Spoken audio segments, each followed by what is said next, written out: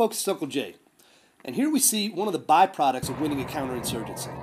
The more tips you get about caches of Saddam-era weapons, the more caches of Saddam-era weapons you have to blow up.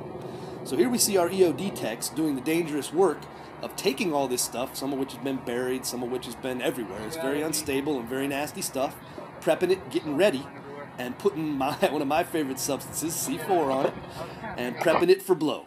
Here we go.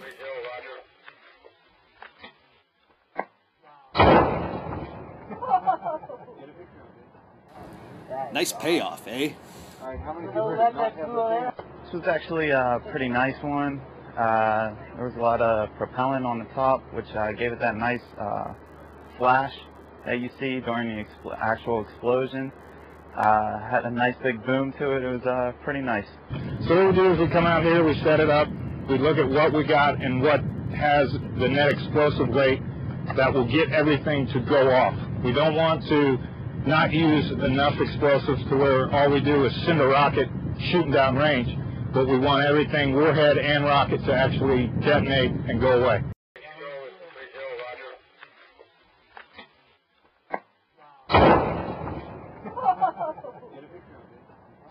That is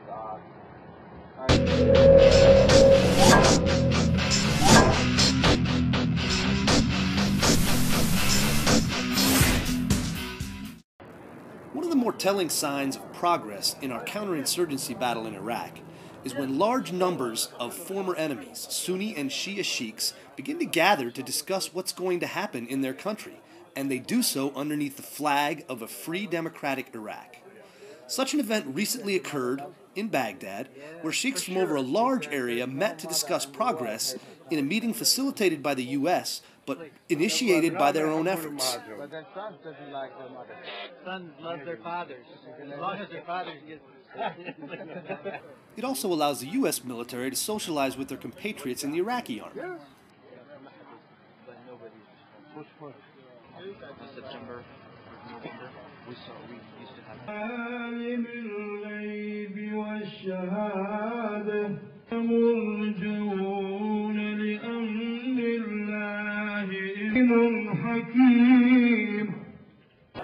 Like any gathering in the Middle East, and most other cultures, it was followed by a tremendous feast.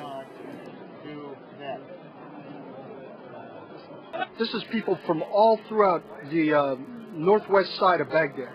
In other words, it's people from as far as Nasr al-Salam all the way up to Mashhada in the north. It's about a 375 square mile area where the leaders of all the various Qadas, Nahiyas, and tribal leaders are all going to get together and have a conversation. This is the first step in bringing this whole region back to the government of Iraq. لأنه الآن فرق كبير ما موجود الآن وقبل 6 أشهر. Because right now it's just a lot of difference between 6 months ago and now there's a lot of difference. نقولهم لكل الناس اللي موجودين احنا معاكم. We're telling everybody that's staying right here that we're working with you guys. راح نسندكم. We have to help. وراح نكون خير عون حتى ننهض بهذه المنطقة نحو الأفضل. And we're going to be working as the same hands to make this area راح نسمعهم ونشوف شنو طلباتهم. And we're going to listen to them and hear what they need. اللي من جانبنا اللي نقدر ننفذه راح نحققه. And besides, on their side, they will do whatever it takes to help them out.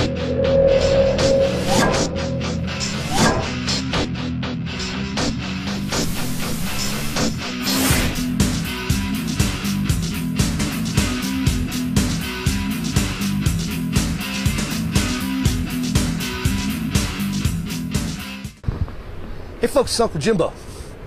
Now listen, we got a big problem in Iraq, and I'm trying to help Greyhawk from Mudville Gazette solve it.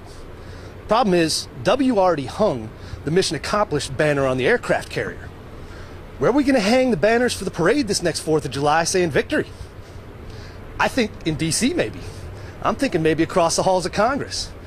So maybe next, I don't know, not right on the 4th, because we don't want to drive the left completely batshit. But how about if on the 2nd of July, we decide to have a victory parade to honor all those folks who've been fighting in Iraq and Afghanistan. But what we need is a way to hang a victory on the situation in Iraq. That means we need some help from the Iraqis. So in addition to planning our parade, I think we should also announce the Iraqi Interpreter Home Free Act. It's very simple. Those are the people who put their lives and their families' lives on the line, first and foremost. They were the ones who, without them, we could have done nothing. So any Iraqi citizen who served as an interpreter should get a free pass here. The land of milk and honey, sunshine, all that. So we start there. We also need the Iraqi government to take care of an oil act. Come on, guys, you gotta pony up. Split the money up. Start spending it on local reconstruction progress. Get a clue. We won the war at the local level. Now you guys need to win it at the national level. Get your stuff together, because we're not staying. At least half of us are coming home. We got to keep, oh, I don't know, probably 75,000 there just to guard that gargantuan embassy the State Department's building. That's another story. The problem they're having is they can't fill it. So here we are, people. I want to start planning a 4th of July victory parade. Let's all get together. Let's all have all the groups. You people who do the organizing stuff, you start organizing. I'm an idea guy. I have ideas. All right, my idea, let's have a parade. Let's declare victory, and let's let all the Terps come home. All right, I don't think anybody could argue with those. Past that, it's a gorgeous day here in Madison. I'm on the campus of UW. Behind me is Memorial Union Terrace, Lake Mendota. On the other side here, we'll even give you a look.